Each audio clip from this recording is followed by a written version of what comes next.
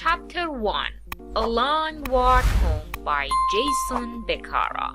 From Chicken Soup for the Teenage Soul.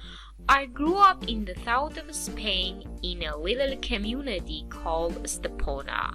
I was 16 when one morning my father told me I could drive him into a remote village called Mias, about 18 miles away, on the condition that I take the car in to be serviced at the nearby garage.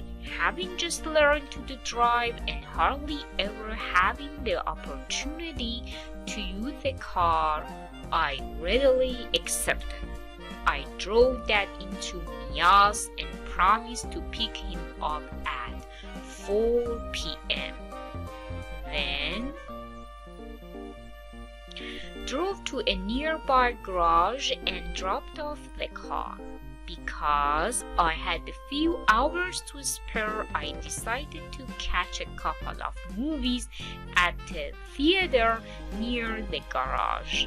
However, I became so immersed in the films that I completely lost track of time. When the last movie had finished, I looked down at my watch. It was 6 o'clock. I was 2 hours late. I knew Dad would be angry if he found out I had been watching movies.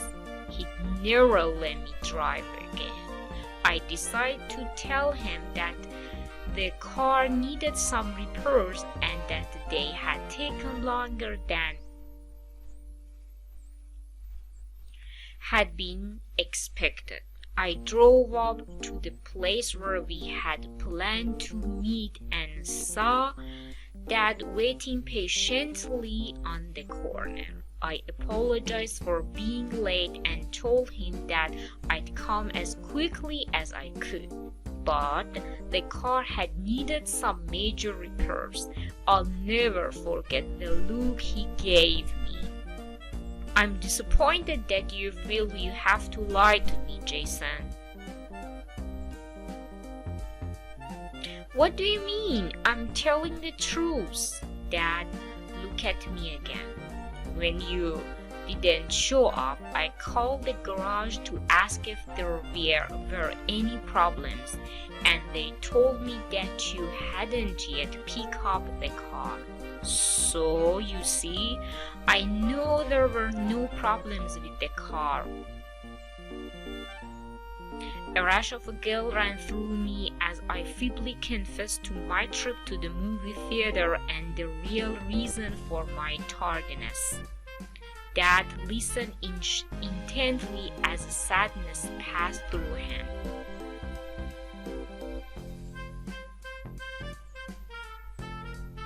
I'm angry, not with you, but with myself. You see, I realize that I have failed as a father. If after all of these years you feel that you have to lie to me, I have failed because I have brought up a son who cannot even tell the truth to his own father. I'm going to walk home now and contemplate where I gone wrong all these years. But, Dad, it's 18 miles to home. It's dark. You can't walk home. My protest, my apologies, and the rest of my utterance were useless.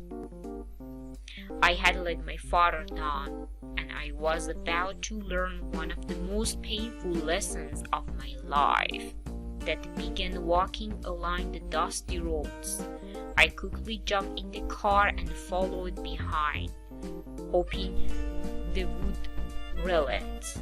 I pleaded all the way, telling him how sorry I was, but he simply ignored me,